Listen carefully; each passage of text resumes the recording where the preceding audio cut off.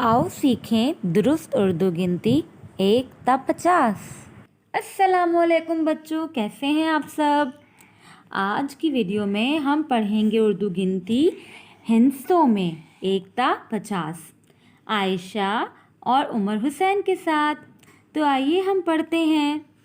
1 1 2 2 3 3 4 4 5 5 ये तो 5 है ना बा। 6 6 7 7 8 8 9 9 10 10 11 11 12 12 13 13 14 14 15 15 16 16 17 17 18 18 19 19 20 20 21 21 22 22 23 23 24 24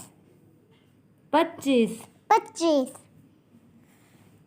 26 26 27 27 28 28 29 29 30 30 31 31 32 32 33 33 34 34 35 35 36 36 37 37 38 38 39 39 40 40 41 41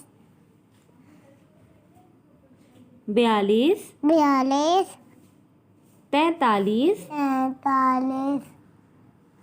44 44 45 45 46 46 47 48 48 49 49 50। 50। ले हो गई खत्म हमारी 1 से लेके 50 तक की अब गिनती। ये ना मेरे टीवी में डाले।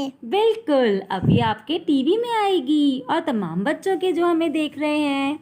और मुझे उम्मीद है कि आप सब 1 ता 50 गिनती लिखना पढ़ना सीख गए होंगे। जज़ाक अल्लाह प्यारे बच्चों।